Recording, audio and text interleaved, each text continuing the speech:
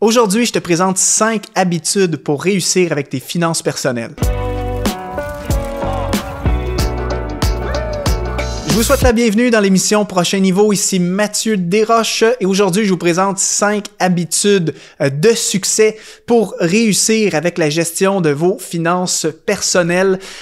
Soit dit en passant, si vous ne le savez pas, j'ai créé une formation gratuite sur les finances personnelles qui est disponible sur la plateforme Exponentielle. Donc, une formation de 1 heure qui s'appelle « Cette année, j'exponentialise mes finances ». Tu peux cliquer sur le lien sous cette vidéo pour pouvoir recevoir l'accès gratuit à cette formation.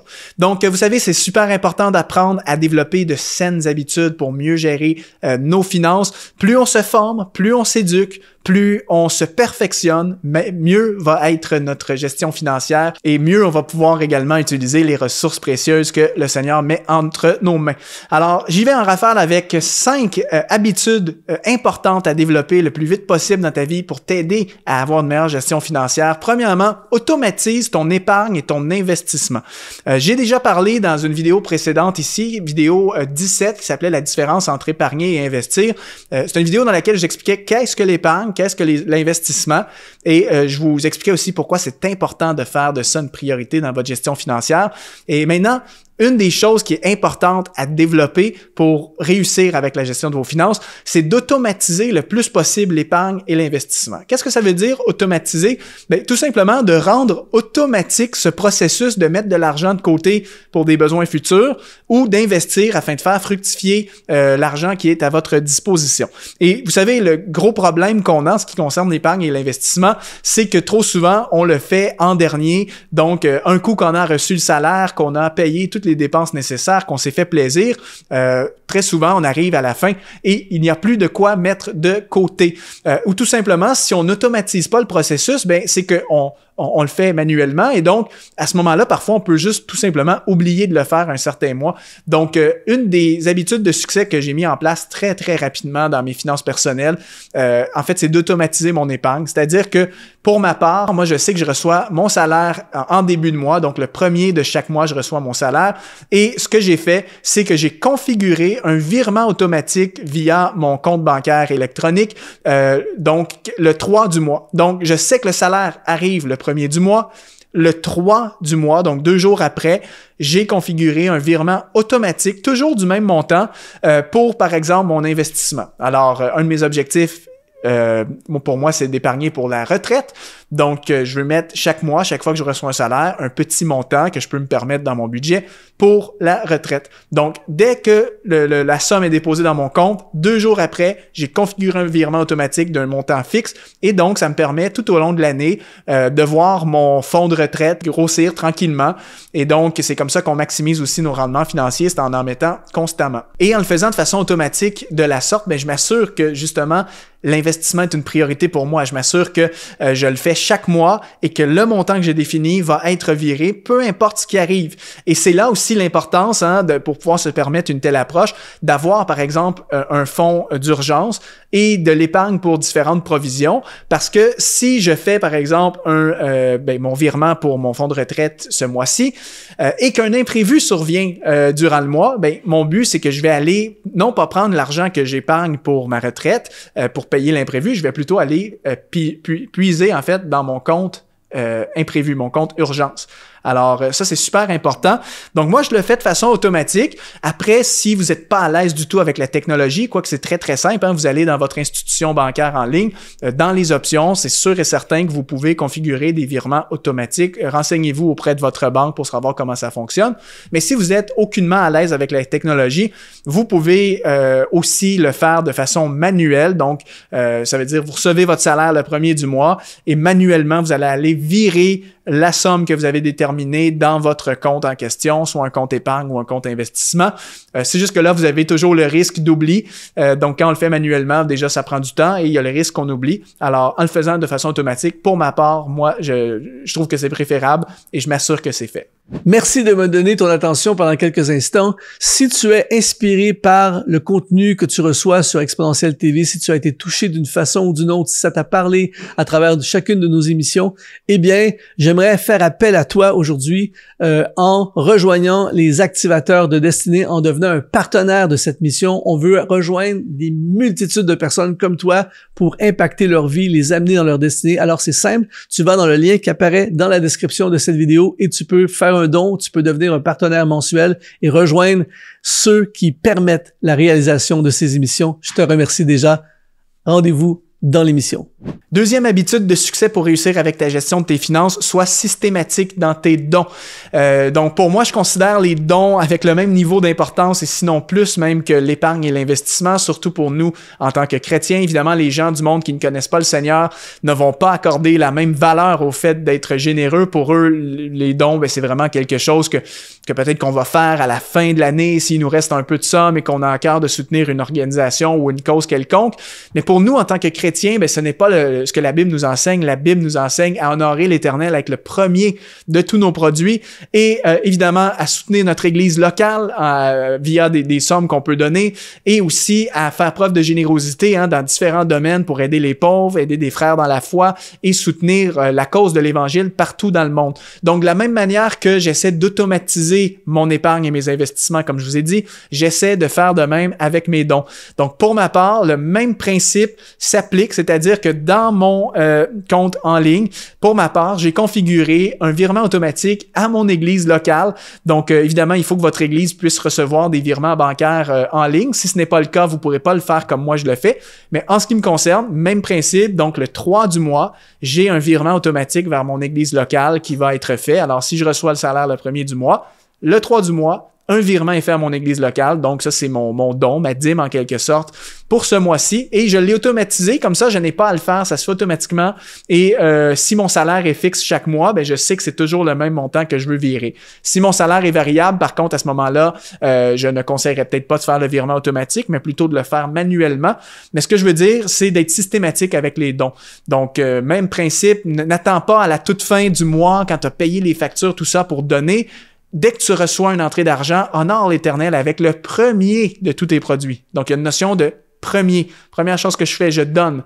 Alors, pour moi, don et mettre de côté pour épargner et investir, ce sont vraiment des choses que je fais en priorité. C'est une habitude qui contribue à avoir une saine gestion de nos finances. Troisième habitude pour réussir avec tes finances, fais le point régulièrement sur ton budget et sur tes dépenses. Vous savez, déjà, c'est important d'avoir un budget, donc de savoir plus ou moins combien je peux dépenser dans chaque catégorie de dépenses ce mois-ci, donc combien je peux dépenser au niveau de l'alimentation, dans le coût de vie en général, combien je peux me permettre d'acheter de vêtements, etc. Donc, au moins, le budget te donne quand même la ligne directrice à suivre, mais il y a toujours une différence entre avoir un budget et ensuite le respecter réellement. Plusieurs personnes font l'erreur d'avoir le budget, mais après ça, au courant du mois, ne font aucun suivi avec leurs finances. Donc, ils dépensent, et c'est seulement à la fin du mois que là, parfois, on va recevoir le relevé bancaire ou autre, ou qu'on va aller consulter nos finances en ligne. Et là, on réalise, ouf, j'ai beaucoup trop dépensé, ça a coûté tellement cher ici. En fait, je pensais pas que j'avais dépensé autant. Donc, le fait d'avoir un suivi régulier est important. Pour ma part, je fais un suivi une fois par semaine. Le suivi ne prend pas plus de 15 minutes. Et comment ça se prête? C'est que une fois par semaine, je prends 15 minutes. Souvent, je fais ça le week-end. Je me connecte sur mon compte de banque en ligne et j'ouvre mon fichier Excel dans lequel j'ai mon budget et je fais juste comparer. Donc, OK, ben, combien j'ai dépensé au niveau de l'alimentation, combien j'ai dépensé pour tel et tel truc. Et je fais juste m'assurer justement que je suis en lien avec le budget. Si je vois que j'ai beaucoup trop dépensé dans un certain domaine ce mois-ci, eh bien là, peut-être que ce serait signe pour moi de juste réduire les dépenses pour le reste du mois, sachant que j'ai déjà dépensé le montant idéal que je voudrais. Donc, ce suivi est très important. Vous pouvez le faire une fois par semaine, vous pouvez le faire aux 2 semaines ou à la limite une fois par mois, mais de préférence, une fois par mois, c'est peut-être pas assez parce que t'as pas de contrôle. Avec un budget, pour être capable de le respecter, c'est important d'avoir un point de contrôle pour identifier tout de suite, ben écoute, si j'ai trop dépensé, il faut que je puisse couper des choses jusqu'à la fin du mois, jusqu'au prochain salaire. Donc, je vous encourage vraiment à faire ce petit rituel. On parle de 15 à 20 minutes maximum. Ça se fait super bien et ça va vous éviter bien des galères financières de dépenser trop sans vous en rendre compte. Quatrième habitude pour réussir avec vos finances, mets de côté pour les dépenses à venir. Donc, au lieu d'attendre que les dépenses connues arrivent, ben, tout de suite, soit en mode j'anticipe les dépenses. Donc, j'en ai déjà parlé dans une autre vidéo. Je parlais ici d'une épargne de provision. Donc, c'est le nom de ce type d'épargne-là. Donc, toutes les dépenses que tu sais que tu vas avoir dans l'année, ben, prévois-le. N'attends pas que la dépense arrive et que là, tu te retrouves que tu n'as pas prévu le coup, tu n'as pas suffisamment de budget pour le faire et ça te met en galère. Mais systématiquement de côté des sommes dans ton fonds de provision. Donc, moi, au même titre que je fais mes virements pour mes dons, que je fais des virements pour mon épargne retraite, j'ai aussi un virement automatique que j'ai configuré pour mon épargne provision. Donc, le calcul, ben moi, je l'ai déterminé de mon côté. J'ai essayé d'estimer plus ou moins les dépenses totales à venir. Et à chaque fois que je reçois un salaire le 1er du mois, eh bien, j'ai un virement le 3 du mois, donc 2 jours après, que je vais aller mettre dans le compte provision. Donc, le compte provision augmente toujours au début du mois. Et souvent, dans le mois, quand une dépense va être engendrée, ben là, ça va rediminuer. Donc, le compte provision, lui, monte, descend. Le but, c'est qu'il ne soit jamais à zéro parce que tu veux toujours avoir un coussin aussi pour anticiper des dépenses connues. Et la différence entre un fonds d'urgence et le fonds de provision, j'en avais parlé dans l'autre vidéo que j'avais fait sur le sujet, c'est tout simplement que les urgences, ben c'est des dépenses inconnues, alors que l'épargne de provision, ben, c'est pour anticiper des dépenses que tu sais qu'il faut que tu fasses. Par exemple, si tu sais que tu dois réparer ta voiture dans 3 mois, ben, épargne d'avance pour la réparation à venir. Et puis, 5e et dernière habitude pour réussir avec tes finances, continue constamment l'éducation financière. Je ne sais pas si en ce moment tu t'es déjà renseigné un petit peu sur le sujet, si tu t'es déjà formé. En tout cas, ne serait-ce que le fait d'écouter ces vidéos ici sur Prochain Niveau, c'est déjà une bonne chose. Alors, je te lève mon chapeau. Sache que j'ai déjà aussi plusieurs autres épisodes ici sur la chaîne YouTube que j'ai fait sur les finances. Donc, c'est déjà une excellente chose de pouvoir écouter ce contenu-là. Mais je veux même t'encourager à aller plus loin. Et moi, un défi que je te lance, c'est donne-toi pour objectif de lire au moins un livre sur les finances personnelles par année. Je sais que tu es capable. Un livre, il y a d'excellents livres qui ont été écrits, que ce soit des livres chrétiens ou des livres séculiers qui t'apprennent à investir dans la bourse, dans l'immobilier, qui t'apprennent à avoir une bonne gestion de tes finances, à développer un bon mindset, une bonne relation face à l'argent. Il y a plein de bons livres là-dessus. Je t'encourage. Si tu es capable d'en lire un par année, ça va faire une méga différence pour toi. Et moi, j'apprends beaucoup dans les livres. J'avais lu un livre, d'ailleurs, il y a quelques temps, c'était « Les habitudes des millionnaires » ou « Comment les millionnaires gèrent leurs finances ». Et ça m'avait beaucoup inspiré parce que souvent, on pense qu'un millionnaire, c'est quelqu'un qui va avoir un gros style de vie, la méga maison, le gros bateau, les grosses voitures, alors que ces personnes-là qui étaient pourtant riches, on se rendait compte, en fait, ils enseignaient que c'était des gens qui faisaient très attention à leurs dépenses, vivaient en dessous de leur niveau de vie, donc auraient pu avoir un style de vie beaucoup plus élevé, mais étaient intentionnels à réduire leurs dépenses, faisaient de l'épargne et de l'investissement une priorité, et c'est entre autres pour ça qu'ils ont une bonne position financière, parce qu'ils ont une bonne gestion. Donc ça, c'est juste un exemple d'un livre que j'avais lu sur le sujet qui, moi, j'avais appris beaucoup de choses en apprenant comment des gens qui ont réussi font. Ben, ça m'éduque aussi. Et donc, je t'encourage très fortement à te former. La lecture est une façon, les vidéos, tu peux écouter des podcasts, tu peux suivre des formations. D'ailleurs, sur Exponentiel, on a une formation complète sur les finances personnelles qui s'appelle « Exponentialise tes finances ».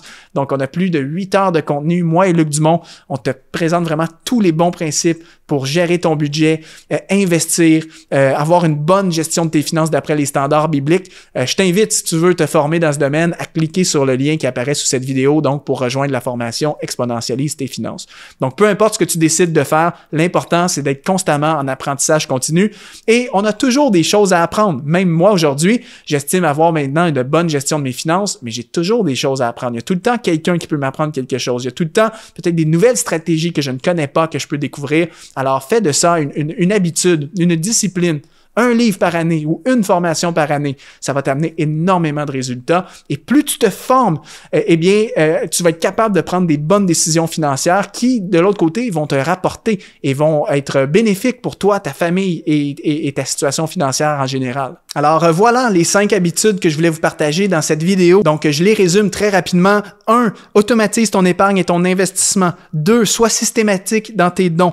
3. Fais le point sur ton budget et tes dépenses régulièrement. 4. Mets de côté pour les dépenses à venir. Et 5. Continue l'éducation financière. Si tu développes ces 5 habitudes-là, je peux te garantir que ta situation financière va nettement s'améliorer. Tu n'auras pas forcément plus de revenus, mais par contre, tu vas avoir plus de connaissances et tu vas prendre de bien meilleures décisions.